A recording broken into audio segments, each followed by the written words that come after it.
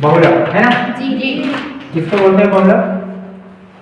बहुलक का क्या है कि हाँ, जो संख्या ज्यादा बार आया हो, है ना? जी। हम लोग के पास बहुत सारे डाटा है, उसमें से ऐसा डाटा या ऐसा अंक जो सबसे अधिक बार आया हो, वो उसका क्या होगा? बहुलक है ना? एग्जाम्पल जैसे बात करें कि मान लो क्लास में 50 विद्यार्थी हैं, उसमें से 17 एज वाले, तो 17 वर्ष वाले ज्यादा है, तो वो क्या हो जाएगा? उसका बहुलक। ठीक है जी। फिर से यहाँ पे वैसे ही रहेगा अलग अलग श्रेणियों में। जैसे पहला हम लोग बात करें किसका? इंडिविजुअल का ना, इंडिविजुअल सीरीज, इसको हम लोग क्या बोलते हैं? व्यक्तिगत श्रेणी ना। व्यक्तिगत श्रेणी में बहुलक कैसे निकालेंगे? जैसे मान लो एग्जाम्पल दिया है 5 8 4 5 6 5, व्यक्तिगत मतलब एक ही अंक दिया है ना? इसमें क्या करना है? बहुलक निकालना है। तो क्या करेंगे? जो नंबर सबसे ज्यादा बार आया है वही उसका क्या हो जाएगा? बहुलक। ठीक है ना? यहाँ पर बहुलक क्या हो जाएगा? 5। तो ऐसा क्वेश्चन नहीं आ सकता है, इतना सिंपल तो देगा नहीं। ठीक है, बात करें हम लोग इसमें खंडित श्रेणी ना। अगला है खंडित श्रेणी, जिसको क्या बोलते हैं? डिसकंटिन्यूअस ना, डिसकंटिन्यूअस सीरीज। तो डिसकंटिन्यूअस सीरीज में क्या होता है कि दो मान दिया रहेगा, x दिया रहने वाले f दिया रहेगा, ऐसा x दे दिया है,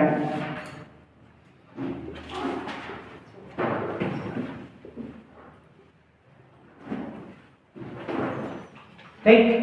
इसमें हम लोग को मान लो बहुलक निकालना है, तो क्या होगा कि जिसका फ्रीक्वेंसी सबसे ज्यादा है ना, f क्या है? आवृत्ति या फ्रीक्वेंसी, ठीक है? तो जिसका फ्रीक्वेंसी सबसे ज्यादा है या आवृत्ति ज्यादा है, वही उसका क्या कहलाएगा? मूल या बहुलक। ठीक है, यहाँ बहुलक क्या हो जाएगा? ठीक। तो ऐसा भी क्वेश्चन बहुत रेयर आता है, इतना सिंपल भी नहीं दे देगा, है ना? लेकिन इसी में क्या होता कि एक क्वेश्चन हम लोग ऐसा भी देखना है कि जैसे ये 8 है ना, जो अधिकतम फ्रीक्वेंसी है वो 8 है, यही जो है 8 दो बार का है, फिर हम लोग ये डिसाइड नहीं कर पाएंगे कि फिर कौन सा है। उस केस में फिर हम लोग को एक नया मेथड पढ़ना पड़ता है, कौन सा? समूहीकरण, है ना? एनालिसिस टेबल के थ्रू क्या है, या वितरण नियम के थ्रू हम लोग को बहुलक ज्ञात करना है। ठीक है, इसको देखेंगे पेयरिंग वाला। अगला आ जाते हैं हम लोग का कौन सा है? सतत श्रेणी, है ना? अभी सतत श्रेणी में फिर से बात किए थे क्या क्या, जिसको क्या बोलते हैं? कंटिन्यूअस, है ना? कंटिन्यूअस सीरीज जो है दो प्रकार का होगा ना? और कौन सा होगा? समावेशी। हाँ, होगा कि पहला होगा समावेशी, जिसको हम लोग इंग्लिश में बोलते हैं इंक्लूसिव ना, इंक्लूसिव सीरीज। और दूसरा होता है अपवर्जी, जिसको हम लोग बोलते हैं इंग्लिश में एक्सक्लूसिव ना, एक्सक्लूसिव सीरीज। ठीक, अब ये भी जो है दो प्रकार का रहता है बढ़ते क्रम और घटते क्रम रहता है ना जी। और इधर भी इसमें भी दो रहेगा, बढ़ते क्रम और घटते क्रम, असेंडिंग ऑर्डर और डिसेंडिंग ऑर्डर। ठीक है जी। तो समावेशी वाले में क्या देखे थे हम लोग, कैसा रहेगा? इसका एग्जांपल 0 से 5, 6 से 10, 11 से 15, मतलब एक एक का गैप रहेगा।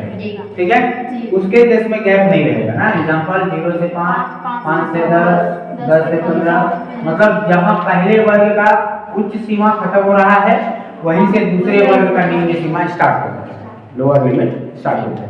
और यहाँ पर देखो गैपिंग, ठीक है? इसमें भी दो टाइप का रहेगा, या भी बढ़ते क्रम वाला है, उल्टा लिख देंगे तो घटते क्रम होता है। ठीक है, यहाँ भी ये बढ़ते क्रम का है, उल्टा लिख देंगे तो घटते क्रम। ठीक है, तो दोनों के लिए फॉर्मूला हम लोग को अलग अलग है।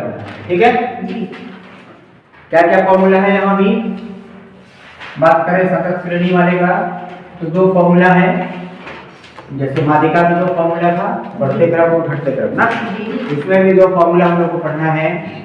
पहला z equal to L1 plus L2 minus L1 और F1 माइनस F0 अपॉन में 2F1 minus F0 minus F2। ठीक है। दूसरा है Z equal to L2 minus L1 और F1 माइनस F0 बटे में 2F1 minus F0 minus F2। ठीक है। अब बात करें कि कब कौन सा फॉर्मूला लगेगा।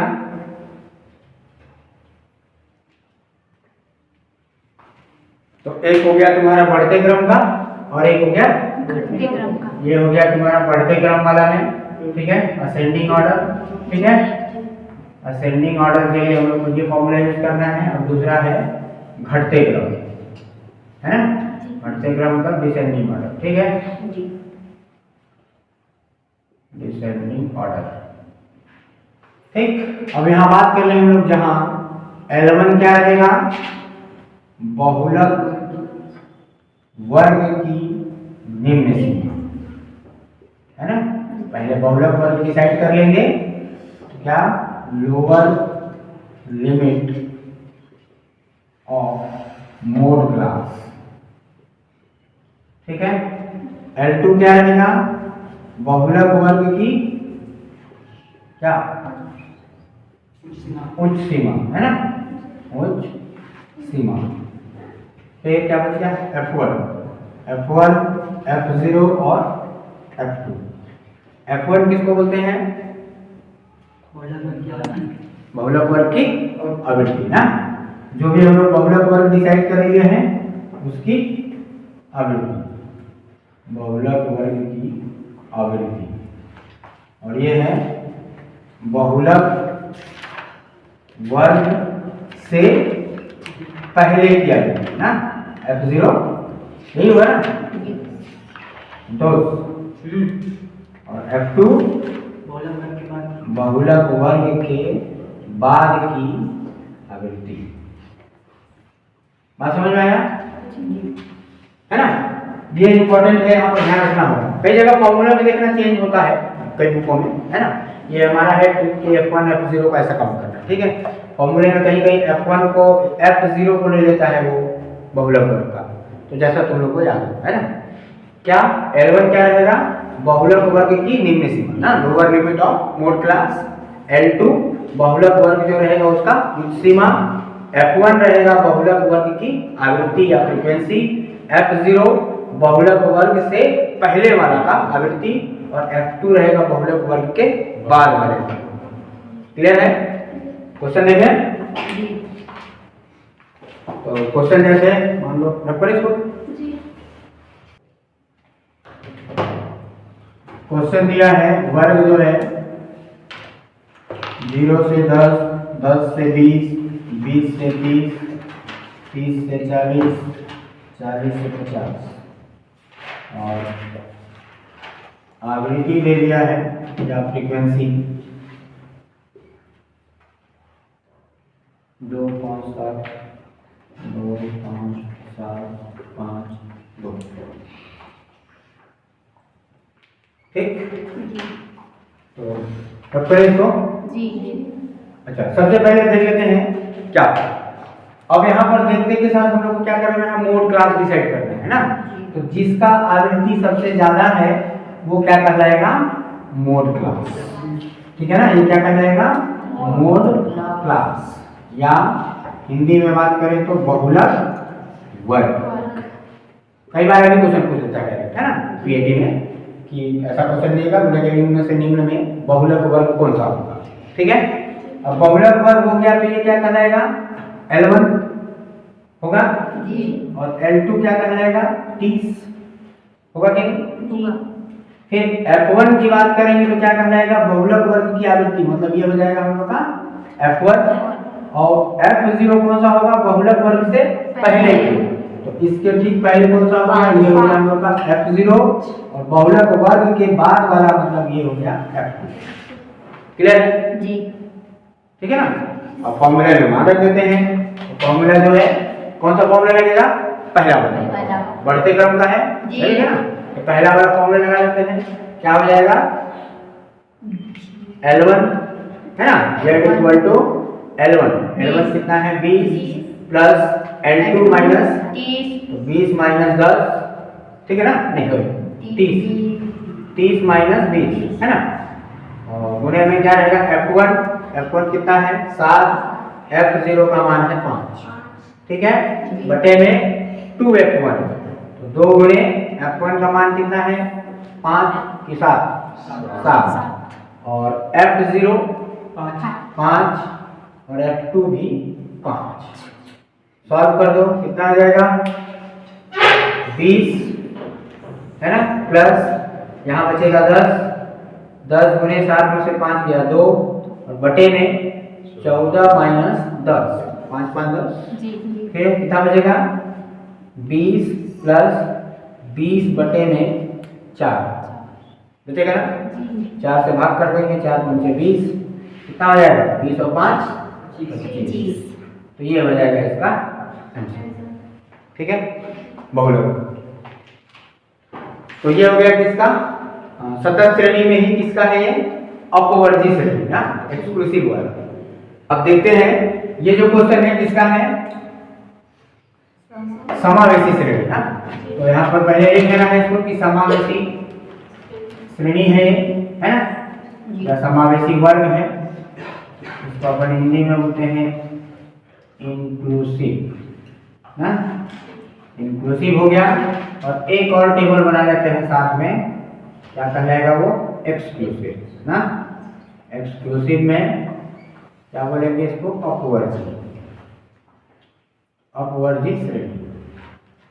क्या करते हैं समावेशी से अपवर्जी बनाने के लिए पहला वाला में 0.5 घटा देना है और अपर लिमिट या उच्च सीमा में 0.5 जोड़ देना, तो क्या आ जाएगा 0.5 से 4.5, यहाँ 0.5 घटाएंगे तो 4.5 से 9.5, इसमें घटाएंगे तो 9.5 से 14.5 आ जाएगा, ये हो जाएगा 14.5 से 19.5, ये हो जाएगा 19.5 से 24.5। अब देखो जो क्लास बन गया यहाँ पे खत्म हो रहा है तो वहीं से स्टार्ट होगा, ठीक है। अब डिसाइड करेंगे कि मोड क्लास कौन सा, मोड क्लास कौन सा हुआ 15 सबसे ज्यादा फ्रीक्वेंसी है, तो ये वाला हम लोग का हो जाएगा क्या मोड क्लास, लेकिन अभी इसको कुछ नहीं करना है ना हम लोग। अब हम लोग का जो क्लास बना वो ये बना, ठीक है, पुराने वाले का रोल नहीं है, ठीक है, ये कहलाएगा हम लोग का क्या बहुलक वर्ग कहलाएगा ना, और ये हो जाएगा L1 और ये हो जाएगा L2। F1 की बात करेंगे तो ये हो जाएगा F1 और ये F2 और ये हो जाएगा F0 होगा। फॉर्मूले में मान रख देते हैं तो क्या हो जाएगा formula Z equal to L1 मतलब 9.5 और L2 मतलब 14.5 माइनस 9.5 और गुणे में F1 तो 15 माइनस F0 8 बटे में 2F1, 2 गुणे 15 माइनस F0 8 माइनस F2 यानी कि 10, यही होगा ना 9.5, यहाँ कितना आ जाएगा 5 आएगा ना, 5 गुणे 15 में से 8 गया 7 बटे में 15 दूना 30 और माइनस 18 होगा। सॉल्व कर दो कितना आ जाएगा 9.5 प्लस ऊपर में आ जाएगा 35 बटे में 30 में से 18 आ जाएगा 12 है ना, तो 12 गुना 24 कितना बचेगा 24 और 9 है ना, 24 और 9 35 11, 24 और 11 35 होगा ना, 110 आएगा, तो 12 9 122 है ना, 2 बचेगा 20, 12 एकम 2.91 9.5 प्लस 2.91, ठीक है ना, यह है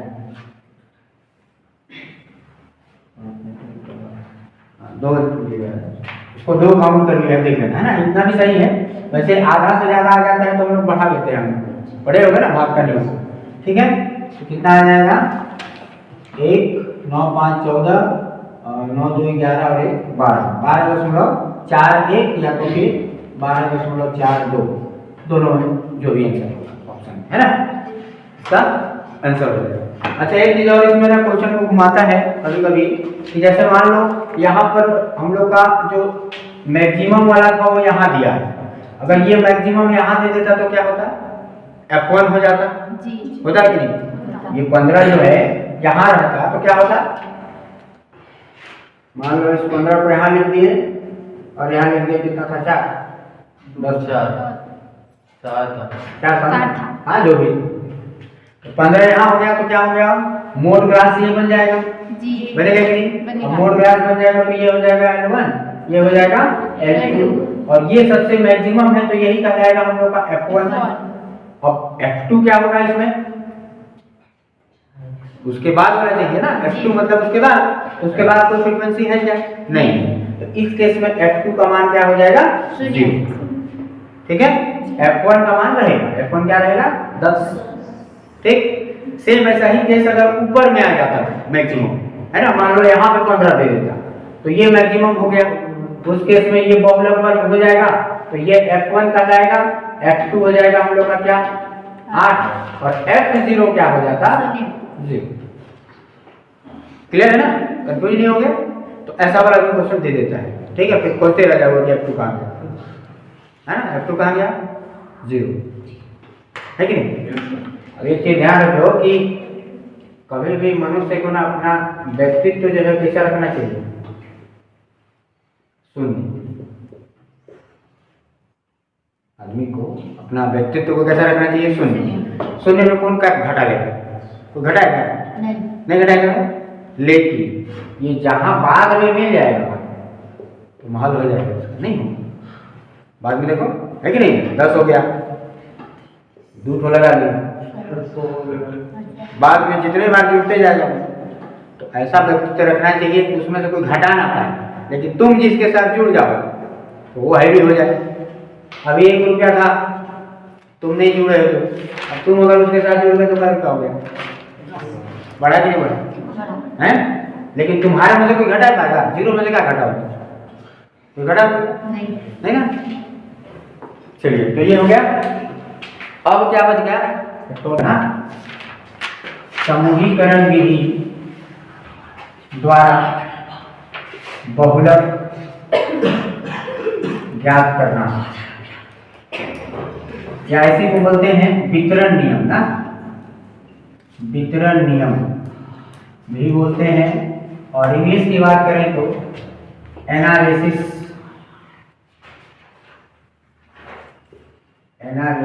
टेबल द्वारा बहुलक या मोड ज्ञात करना, ठीक है। बहुत इंपॉर्टेंट है, अब आजकल क्वेश्चन ज्यादातर आता है इसका ना जी, बहुत सारे टीचर लोग इसको पढ़ते ही, ठीक है, क्वेश्चन इसका आता है। क्वेश्चन की बात करें, वितरण नियम में हम लोग को करना क्या है ना, कि अभी सबसे पहले वो जब हम डिसाइड कर रहे थे, अब यहाँ पर देखो जो फ्रीक्वेंसी 9 है, देखना 2 बार आया आया कि नहीं, अब हम लोग कैसे डिसाइड करेंगे कौन उसका बहुलक होगा, फिर तो दिक्कत होगी। तो ऐसे केस में हम लोग क्या लगाते हैं कि समूहीकरण विधि या वितरण नियम या फिर एनालिसिस टेबल के थ्रू मोड फाइंड करना, ठीक है। करना क्या है कि जो पहला वाला आवृत्ति दिया है ना उसको कॉलम नंबर 1 मानना है, ठीक है। दूसरे में दूसरा कॉलम, फिर तीसरा कॉलम, कितना कॉलम बनता है टोटल लिखना 4 5 की 6 5 और लास्ट में 6। देखो करना क्या है, पहली बार 2 को जोड़ना है ना, इन दोनों को जोड़ के लिखना है, 5 और 6 11, 8 और 7 15, 9 8 9 6 15। अगर मान लो जोड़ी में नहीं आता तो उसको छोड़ देते है ना। फिर क्या करना है, ऊपर वाला एक छोड़ के 2 जोड़ना है, ठीक। तो ऊपर वाला 5 6 जोड़ दिए, 5 को छोड़ दिए, 6 और 8 कितना हो जाएगा 14, फिर 9 7 16, फिर 8 और 9 17 और लास्ट में 6 बच रहा है, उसको छोड़ देना है। तो जोड़ी देखो करना क्या है, ऐसे कॉलम बना लिए, उसके बाद क्या करना है, पहला वाला तो एज इट इज जो फ्रीक्वेंसी दिया है वही पहला कॉलम हो जाएगा। सेकेंड कॉलम में क्या करना है कि दो को जोड़ना है ना, दो को जोड़ के लिख लेना है। तीसरे वाले में क्या करना है, एक छोड़ के ऊपर वाला को एक छोड़ देना है, उसके बाद दो, जैसे 6 8 14, फिर 7 और 9 16, फिर 8 और 9 17 हो गया। नीचे वाला जो शामिल नहीं हो रहा उसको छोड़। चौथे वाले कॉलम में क्या करना है, 3 3 ना, 3 3 मतलब 5 6 8 कितना हो जाएगा, 14 और 5 19 होगा ना। 3 3 जोड़ना है ना ऐसा, ठीक है। फिर 3 जुड़ेगा कितना हो जाएगा, 9 7 16 और 8 24। अब क्या बचेगा, 2 ही बचा है तो छोड़ देना है। पांचवें वाले कॉलम में एक छोड़ के 3 3 ना, ऊपर वाला को एक छोड़ देना है और 3 3, ठीक है। ऊपर वाला 5 को गायब कर दो, ये 3 को शामिल कर दो, कितना आ जाएगा 8 6 14 और 7 21। फिर इन तीनों को एक साथ ले लेना है, 18 और 8 26 हो गया। नीचे वाला नहीं आ रहा है तो उसको छोड़ देना। फिर लास्ट वाले में 2 छोड़ के 3 3 ना, ऊपर का 2 छोड़ देना है, फिर स्टार्ट करना है 3 3 ये, फिर ठीक है। कितना आ जाएगा बताओ, 9 7 16 8 24 और नीचे 17 और 6 23। टेबल कंप्लीट हो गया। टेबल समझ में आया क्या करना है, पहला वाला कॉलम तो सेम रहेगा, फ्रीक्वेंसी जो दिया हुआ है। दूसरे कॉलम में 2 का पेयर बना करके जोड़ के लिख लेना है। तीसरे वाले में ऊपर का एक छोड़ के 2 बनाना है। फिर चौथे वाले में 3 3 का पेयर बनाना है। पांचवें वाले में ऊपर का एक छोड़ के 3 3 का, और छठवें वाले में 2 छोड़ के 3 3। ये हर एक क्वेश्चन के लिए यही रूल रहेगा ना, डिपेंड कर, इधर कोई मतलब नहीं करता है को 5 मान है कि 10 मान है कि 12 मान है, ठीक है। सभी में 6 ही कॉलम बनेगा और बनाने का तरीका भी सेम रहेगा। अब आ जाते हैं यहाँ पर हम लोग का एनालिसिस टेबल या अवलोकन सारणी ना, हिंदी में क्या बोलेंगे, अवलोकन सारणी। तो अवलोकन सारणी कैसे बनेगा, 2 कॉलम में बनेगा ना। यहाँ क्या लिखना है हम लोग को, इधर लिख लेना है पंक्तियों की संख्या, पंक्तियों की संख्या ना, नंबर ऑफ कॉलम, ठीक है। और इधर लिखना है अधिकतम अंक वाले, सॉरी अधिकतम आवृत्ति वाले ना, अधिकतम आवृत्ति वाले अंक है ना, मार्क्स which है मैक्सिमम मार्क्स या फ्रीक्वेंसी, ठीक है। देखो कैसे बनेगा, पहला कॉलम, दूसरा कॉलम, तीसरा, चौथा, पांचवा और छठवां, 6 कॉलम में भी है। 6 कॉलम में पहला कॉलम होगा, पहला कॉलम में मैक्सिमम क्या है, 9 है ना, 9 है, और 9 किसके सामने है, 12 के सामने है, तो एक बार हो जाएगा 12, और एक और 9 के लिए क्या है, 14। बात समझ में आना कैसे लिख रहे हैं, मैक्सिमम जिसका आवृत्ति अधिकतम है वो किस अंक के लिए आया है। अब दूसरे कॉलम की बात करेंगे तो मैक्सिमम क्या है, 17 है। 17 किसके जोड़ने के बाद आया था, 9 और 8 को, मतलब 12 और 13, क्या लिख लेना है, 12 और 13। तीसरे वाले में आओ, फिर से मैक्सिमम क्या है, 17। 17 किसके लिए आया था, एक छोड़ के 2 किए थे यहाँ पे, ये थे ना, तो ये 2 के लिए वो कितना आया, 14 आया, ये 2 के लिए 16, 8 और 9, 13 और 14, तो 13 और 14। फिर चौथे वाले में देखो 24, 3 3 के लिए आया था, तो ये 3 के लिए, ये 3 के लिए ना, ये 3 के लिए 24 आया है, 11 12 13, 11 12 13, पांचवा में मैक्सिमम है 26। 26 किसके लिए आया था? तो 2 छोड़ के, ठीक है, नहीं 1 छोड़ के 3 3 ना, 1 छोड़ के 3 3, तो इसके लिए कितना आया था? 21 और ये 12 13 14 है ना, 12 13 14, 12 13 14, लास्ट में 24 किसके लिए आया था? 2 छोड़ के 3 3, तो ये वाले के लिए आया था ना, 10 11 12, ये आएगा। हाँ 10 11 12, 10 11, ये बन गया हम लोग का अवलोकन सारणी या एनालिसिस टेबल। अब इस टेबल में देखना है कि कौन सा अंक सबसे ज्यादा बार आया। कौन सबसे ज्यादा बार आया है? 12 है जी, तो इसका आंसर क्या हो जाएगा? 12। ठीक है ना। इस सारणी में अधिकतम बार कौन आया है? 12। अधिकतम बार आने वाला अंक बराबर 12, अतः बहुलक बराबर 12, ये हो जाएगा इसका आंसर। तो ये हुआ किसके लिए?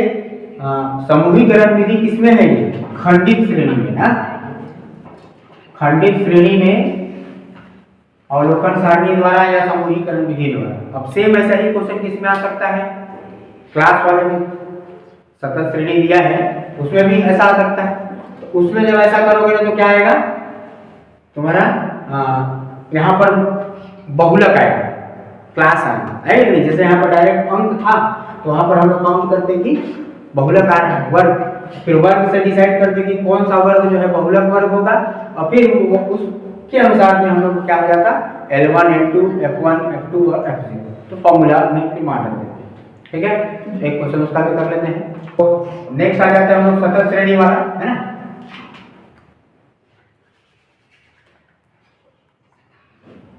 सतत श्रेणी में समूहीकरण विधि या एनालिसिस, है ना। तो क्या आ जाएगा? अब यहाँ भी देखो, ये जो 10 है मैक्सिमम फ्रीक्वेंसी 2 बार है ना। तो अब इस बार में हम लोग बहुलक वर्ग नहीं डिसाइड कर सकते, या तो ये भी हो सकता है या फिर ये भी हो सकता है। सबसे पहले फिर वही अवलोकन सारणी तैयार करते हैं। तो क्या होगा? पहली बार 2 2 को जोड़ना है, 1 और 2 3, 14 19 छोड़ दो, ठीक है। 1 छोड़ के 2 2 12 14 11 होगा। फिर 3 3, तो 1 कितना हो जाएगा? 13, फिर 9 4 13 10 23, और लास्ट में छोड़ देना। फिर 1 छोड़ के 3 3, 1 छोड़ के कितना हो जाएगा? 4 2 6 और 10 16, फिर 10 9 19 और 2 21, फिर 2 छोड़ के 3 3, है ना। 2 छोड़ के 3 3 में क्या आ जाएगा? 24, और लास्ट वाला शामिल ही, ठीक है। अब इधर आ जाए हम लोग अवलोकन सारणी में, तो इधर 2 ही रहेगा, पंक्तियों की संख्या इधर हो जाएगा अधिकतम आवृत्ति वाले वर्ग, है ना। यहाँ पर थोड़ा सा चेंज हो जाएगा। अंक था इस बार क्या?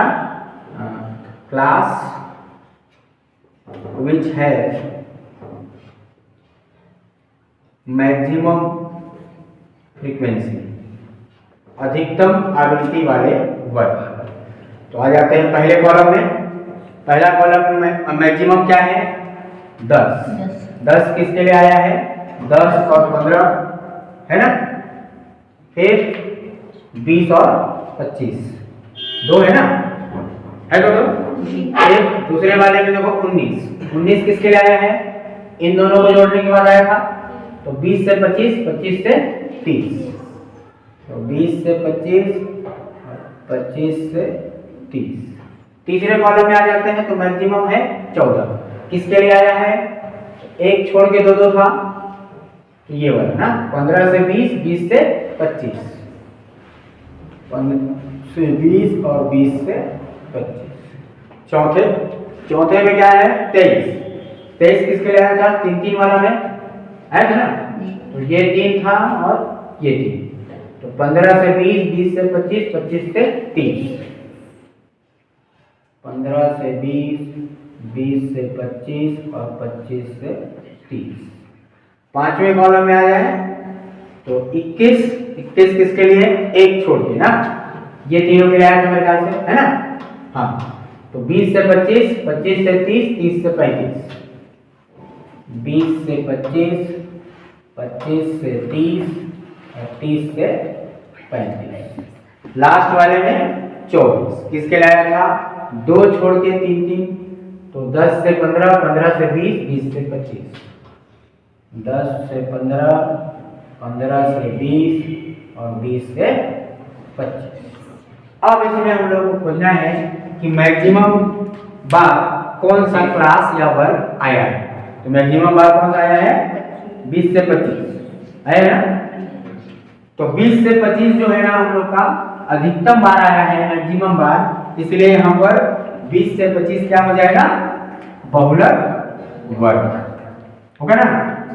ये हो जाएगा बहुलक वर्ग और ये हो जाएगा L1, ये हो जाएगा L2 और F1 क्या करना है 10, F2 9 और 4 क्या हो जाएगा F0 हो जाएगा। फॉर्मूले मान रख देते हैं। फॉर्मूला क्या था,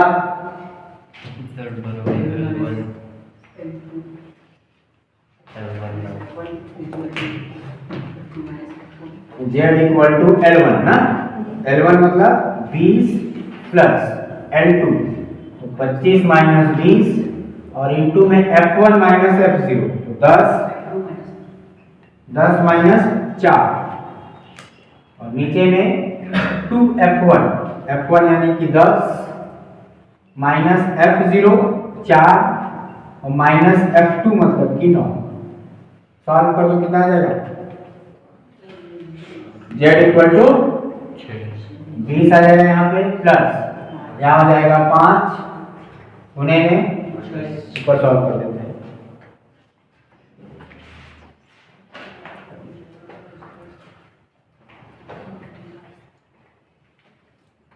है ना, क्या आ जाएगा, Z इक्वल टू 20 प्लस 25 में से 20 गया 5 गुने 10 में से 4 गया 6 बटे में 20 और माइनस 9 4 13, ठीक है ना। तो 20 प्लस 6 पंचे 30 बटे में कितना है 7 से भाग कर देते हैं, तो 7 चौक 28 2 30, तो 20 कितने बार में आएगा, 7 दूना 14 60 7 8 56 है ना। तो 24.28 या एक आध बढ़ा लोगे 24.29 भी हो सकता है, ठीक है आंसर, ठीक। तो ये हो गया समूहीकरण विधि से बहुलक ज्ञात करना, ठीक है ना, ओके।